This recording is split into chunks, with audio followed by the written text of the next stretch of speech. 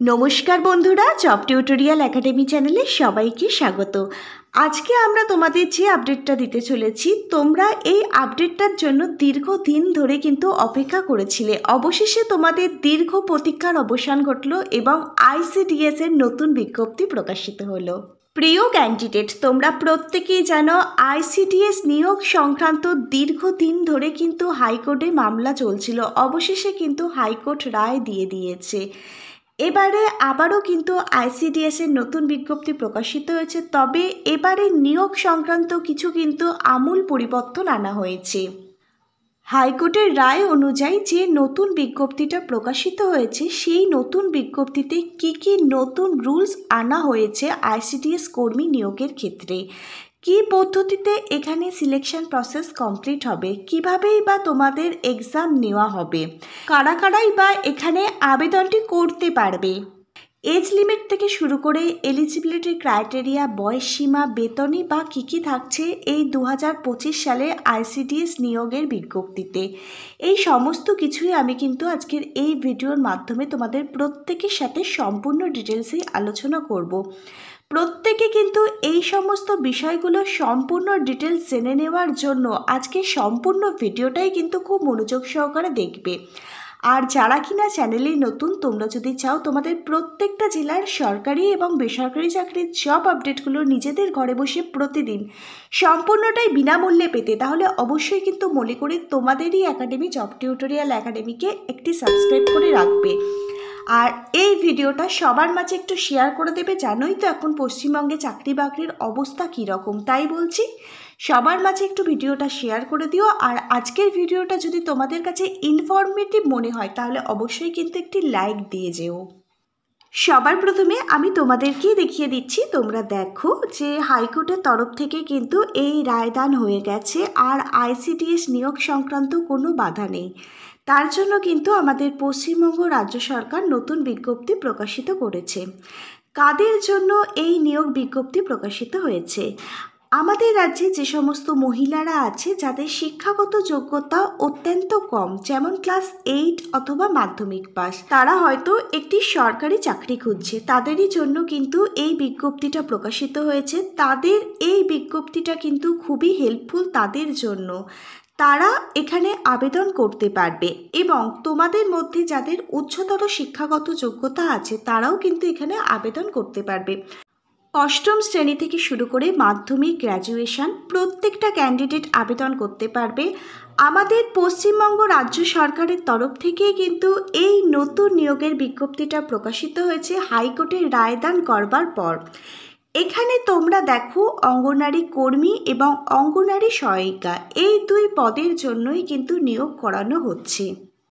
এখানে আবেদনটি করবার জন্য একজন আবেদনকারী ন্যূনতম বয়স থাকতে হবে 18 বছর। 18 বছর থেকে 35 বছর সকল মহিলা ক্যান্ডিডেট তোমরা প্রত্যেকেই কিন্তু এই অঙ্গনারী কর্মী এবং সহায়িকা পদের জন্য আবেদন করতে পারবে একদম ন্যূনতম শিক্ষাগত যোগ্যতায়।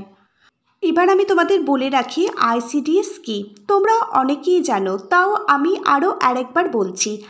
আইসিডিএস এর full form integrated child development service. এটি হচ্ছে একটি সরকারি প্রকল্প যা ভারতবর্ষের শিশু ও মায়েদের স্বাস্থ্য ও পুষ্টি সংক্রান্ত পরিষেবা প্রদান করে থাকে।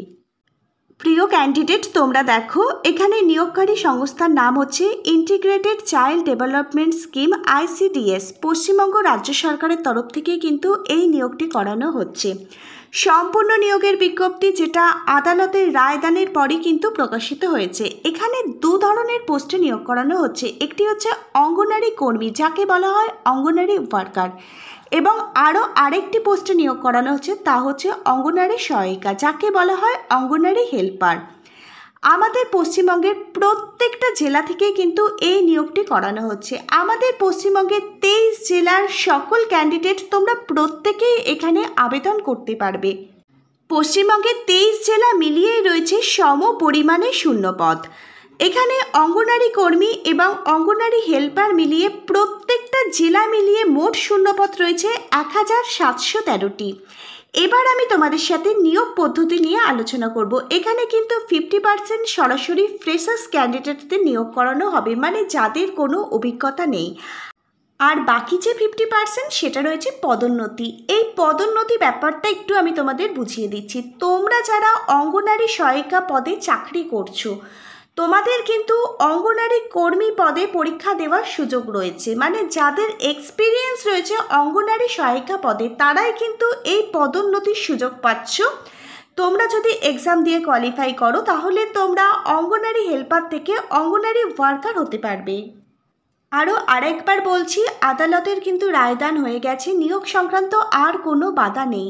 নিয়োগ সংক্রান্ত সমস্ত জটিলতা কাটিয়ে অবশেষে কিন্তু তোমাদের দীর্ঘ অপেক্ষার অবসান ঘটল এবং অঙ্গনারী রিক্রুটমেন্টের নতুন বিজ্ঞপ্তি প্রকাশিত হলো। এবার তোমরা দেখো এখানে আবেদনের জন্য তোমাদের কি শিক্ষাগত যোগ্যতা থাকলে তোমরা এখানে আবেদন করতে পারবে। ন্যূনতম শিক্ষাগত যোগ্যতা হচ্ছে ক্লাস 8 পাস। ক্লাস 8 পাস মানে অষ্টম শ্রেণী পাস শিক্ষাগত যোগ্যতা থেকে শুরু করে মাধ্যমিক পাস, উচ্চ মাধ্যমিক পাস এবং উচ্চতর শিক্ষাগত যোগ্যতা থাকলেও তোমরা কিন্তু এখানে আবেদন করতে পারবে। এখানে আবেদন করবার জন্য আবেদনকারীর ন্যূনতম বয়স থাকতে হবে 18 বছর। 18 বছর হয়ে গেলেই তোমরা সকলে আবেদন করতে পারবে। 18 বছর বয়স থেকে 35 বছর বয়স পর্যন্ত তোমরা সকলে আবেদন করতে পারছো। আবার তোমাদের মধ্যে যাদের কাস্ট সার্টিফিকেট আছে, SC ST কাস্ট সার্টিফিকেট, তোমরা 5 বছর অতিরিক্ত বয়সের ছাড় পাবে। মানে SC ST ক্যাটাগরির ক্যান্ডিডেটরা 18 থেকে 40 বছর বয়স পর্যন্ত আবেদন করতে পারবে এবং OBC A OBC B ক্যাটাগরির ক্যান্ডিডেটরা সরকারের নিয়ম অনুযায়ী পাবে 3 বছর অতিরিক্ত বয়সের ছাড়। OBC A OBC B ক্যাটাগরির ক্যান্ডিডেটরা 18 থেকে 38 বছর বয়স পর্যন্ত তোমরা সকলে আবেদন করতে পারবে। এবার তোমরা দেখো অঙ্গনারী কর্মী এই পদে তোমাদের আবেদনটি করবার পর সিলেকশন প্রসেস কি থাকছে, নির্বাচন প্রক্রিয়া। তোমাদের কিন্তু সবার প্রথমে লিখিত পরীক্ষা দিতে হবে, মানে রিটেন টেস্ট। রিটেন টেস্টে যারা উত্তীর্ণ হবে তাদের কিন্তু ইন্টারভিউর জন্য ডাকা হবে। ইন্টারভিউর টাইমে ভিভা ভয়েস এবং সমস্ত অরিজিনাল ডকুমেন্টগুলো কিন্তু ভেরিফিকেশান করা হবে। তোমাদের লিখিত পরীক্ষা এবং ইন্টারভিউর ওপর ভিত্তি করেই কিন্তু মেরিট লিস্ট মানে মেধা তালিকা প্রকাশিত করা হবে এই অঙ্গনারী কর্মী পদের জন্য। এবার দেখো যারা অঙ্গনারী হেল্পার মানে সহায়িকা পদে আবেদন করবে তাদের কিন্তু এখানে লিখিত পরীক্ষা দিতে হবে। সবার প্রথমে রিটেন টেস্ট। রিটেন টেস্টে উত্তীর্ণ হওয়ার পর এখানেও কিন্তু ইন্টারভিউ নেওয়া হবে। রিটেন টেস্ট এবং ইন্টারভিউ দুটো পরীক্ষার ওপর ভিত্তি করেই কিন্তু মেধা তালিকা প্রকাশিত করে দেওয়া হবে। যাদের নাম মেধা তালিকায় থাকবে তারাই কিন্তু এখানে চাকরি পাবে। তোমরা দেখো আরও আরেকবার বলছি তোমাদেরকে, এটি কিন্তু সম্পূর্ণটাই একটি স্থায়ী পদের পার্মানেন্ট সরকারি প্রকল্পের চাকরি। যেহেতু দুটো পোস্টের জন্যই তোমাদের এখানে লিখিত পরীক্ষার রিটেন এক্সাম দিতে হবে, সেক্ষেত্রে তোমাদের জেনে নিতে হবে পরীক্ষার সিলেবাস কী থাকছে। কারণ অফিসিয়াল বিজ্ঞপ্তির মধ্যে কবে এই নিয়োগটি শুরু হচ্ছে এবং কবে থেকে তোমরা আবেদন ফর্মটি ফিল আপ করতে পারবে সেটাও কিন্তু ডিক্লেয়ার হয়ে গেছে। তাই তোমরা জেনে নাও কী কী সিলেবাস থাকছে তোমাদের রিটেন এক্সামের জন্য। আমাদের মাতৃভাষা বেঙ্গলি থেকে আসবে 15 নাম্বার, ইংরাজি থেকে আসবে 20 নাম্বারের প্রশ্ন, 15টা প্রশ্ন আসবে। জেনারেল নলেজ সাধারণ জ্ঞান থেকে 20টা প্রশ্ন 20 নাম্বারের আসবে, প্রত্যেকটা প্রশ্নমান 1 করে থাকবে। জনস্বাস্থ্য, পুষ্টি ও নারী সংক্রান্ত বিষয় 15টি প্রশ্ন 15 নাম্বারের আসবে। পাটিগণিত থেকে আসবে 10টা প্রশ্ন 20 নাম্বার থাকবে। পাটিগণিত সংক্রান্ত প্রশ্নপত্র কিন্তু ক্লাস 8 স্ট্যান্ডার্ডে হবে। মোট কিন্তু 90 নাম্বারের প্রশ্নপত্র আসবে। তোমরা সময়সীমা পাবে 3 ঘন্টা। এবার একটু জেনে নাও কী কী সিলেবাস তোমাদের পড়ে যেতে হবে। তোমাদের মাতৃভাষা বেঙ্গলি থেকে একটি প্রশ্ন আসবে, মানে একটা রচনা কিন্তু তোমাদের লিখতে দেওয়া হবে 15 নাম্বারের। 150টি শব্দের মধ্যে তোমাদের কিন্তু মাতৃভাষায় রচনা লিখতে হবে, মানে প্রবন্ধ। এবার দেখো ইংলিশ মানে ইংরাজি বিষয় সিলেবাস কি থাকছে।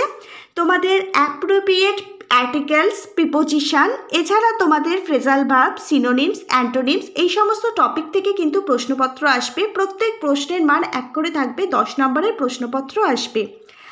এবার দেখো বাংলা থেকে কিন্তু ইংরাজিতে অনুবাদ করতে দেওয়া হবে, মানে ট্রান্সলেশন। এই সমস্ত বিষয়ের ওপরেই কিন্তু ইংরাজি সাবজেক্ট থেকে কিন্তু প্রশ্নপত্র আসবে। এবার তোমরা দেখো তোমাদের জেনারেল নলেজ এবং সাধারণ জ্ঞান থেকে কী কী বিষয়ের প্রশ্নপত্র আসবে। ইতিহাস, ভূগোল, খেলাধুলা, পুরস্কার, গুরুত্বপূর্ণ দিবস, চলচ্চিত্র, ভারতীয় সংবিধান ইত্যাদি টপিক থেকে 20টি 1 নম্বরের করে কিন্তু MCQ টাইপের প্রশ্নপত্র থাকবে। জনস্বাস্থ্য, পুষ্টি ও নারী সংক্রান্ত বিষয়গুলো থেকে কী কী সিলেবাস থাকবে। জনস্বাস্থ্য, পুষ্টি, নারী সংক্রান্ত বিষয়গুলো থেকে কিন্তু 15টি প্রশ্নপত্র আসবে। 1 নম্বর করে থাকবে, এমসিকিউ টাইপের প্রশ্নপত্র আসবে। এবার তোমরা দেখো পাটিগণিতের সিলেবাস কী কী থাকছে। পাটিগণিত থেকে অনুপাত ও সমানুপাত, অংশীদারি কারবার, গড়, শতকরা, লাভ ও ক্ষতি, সময় ও দূরত্বের কিন্তু অঙ্ক আসবে।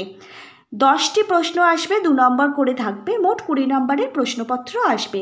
খুব সহজ কিন্তু প্রশ্নপত্র আসবে। বাংলা ভাষায় তোমরা পরীক্ষা দিতে পারবে, মানে ইংলিশ বিষয়টা ছাড়া বাকি বিষয়গুলো তোমরা নিজেদের মাতৃভাষায় পরীক্ষা দিতে পারবে।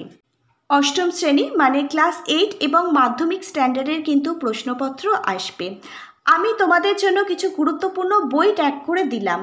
এই বইগুলো যদি তোমরা লিঙ্কে ক্লিক করে পারচেস করো, খুব ভালো মানের ডিসকাউন্ট পেয়ে যাবে এবং প্রত্যেকটা বই থেকে কিন্তু প্রত্যেকটা বিষয় কভার করে দেওয়া আছে। কারণ কি, হাতে কিন্তু খুব একটা বেশি দিন সময় নেই। কবে থেকে তোমাদের এই আবেদনটি শুরু হচ্ছে তার ডেটও কিন্তু ডিক্লেয়ার হয়ে গেছে অফিসিয়াল বিজ্ঞপ্তির মধ্যে। আমি তোমাদের বলে দিচ্ছি, খুব অল্প দিন সময় রয়েছে আবেদনটি করবার, আর আবেদনটি করবার পর কিন্তু দ্রুত তোমাদের জন্য পরীক্ষা নেওয়া হবে। তাই বলছি, বইগুলো পারচেস করে এখন থেকে প্রিপারেশান নেওয়া আরম্ভ করে দাও। কারণ কোথাও পড়তে যাওয়ার সময় নেই, নিজেরাই বাড়িতে প্রিপারেশান নিতে পারবে।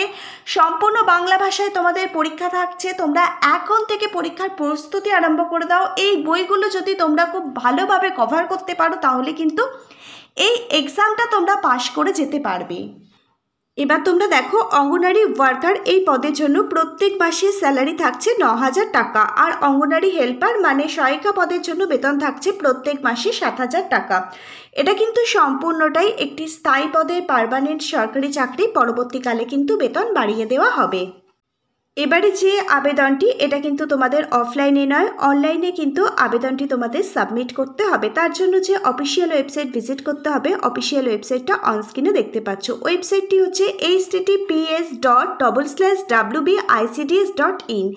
এই অফিসিয়াল ওয়েবসাইট ভিজিট করেই কিন্তু তোমাদের অনলাইনের মাধ্যমে সবার প্রথমে রেজিস্ট্রেশন করতে হবে, তারপর কিন্তু অনলাইন আবেদন ফর্মটি ফিল আপ করতে হবে। কী কী সাপোর্টিং ডকুমেন্ট তোমাদের আপলোড করতে হবে সেটা দেখে নাও।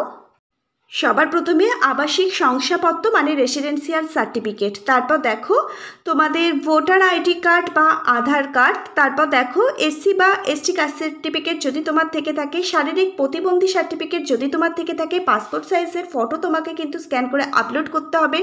সমস্ত শিক্ষাগত যোগ্যতার রেজাল্ট এবং সার্টিফিকেটগুলো কিন্তু তোমাকে এখানে স্ক্যান করে আপলোড করতে হবে।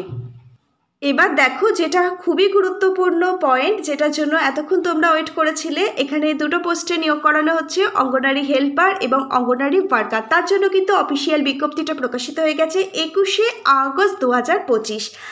আর এখানে কিন্তু আবেদনও শুরু হয়ে গেছে 21শে আগস্ট 2025 থেকে আবেদনটি শুরু হয়ে গেছে। আবেদন প্রক্রিয়া চলবে 18ই সেপ্টেম্বর 2025 পর্যন্ত। সম্পূর্ণটাই কিন্তু অনলাইনে আবেদন করতে হবে। হাতে কিন্তু খুব অল্প দিন সময় রয়েছে। যারা এখনও আবেদন করনি অবশ্যই কিন্তু আবেদন করে দিও। আমি সমস্ত ডিটেলস দেখিয়ে দিলাম। আর যেহেতু এখানে রিটেন এক্সাম হবে, সেক্ষেত্রে কিন্তু রিটেন এক্সামের জন্য অ্যাডমিট কার্ড তোমাদের ডাউনলোড করতে হবে। কবে থেকে অ্যাডমিট কার্ড দেওয়া হবে রিটেন এক্সামের জন্য সেটা আমি তোমাদের জানিয়ে দেবো। যোগ্য ক্যান্ডিডেট তোমরা যারা আছো প্রত্যেকেই অবশ্যই কিন্তু এখানে আবেদন করে দিও। বাই দ্য ওয়ে, আবেদন করবার সময় যদি কোনো অসুবিধা থেকে থাকে নিচে কমেন্ট বক্সে কমেন্ট করে জানিও, আমি তোমাদের গাইড করে দেবো কীভাবে আবেদন করবে। এছাড়া অফিসিয়াল বিজ্ঞপ্তিটা যদি নিজেরা ডাউনলোড করতে চাও নিচের কমেন্ট বক্সে কমেন্ট করে জানিও, আমি অফিসিয়াল বিজ্ঞপ্তিটা ডাউনলোড করবার লিঙ্ক প্রোভাইড করে দেবো এখানে। আজকে তাহলে এই পর্যন্তই থাক। আবারও আগামী দিন তোমাদের একাডেমি তোমাদের জন্য নতুন বিজ্ঞপ্তি অবশ্যই নিয়ে আসবে। Hare Krishna, Radhe Radhe. Thank you universe. ধন্যবাদ সবাইকে।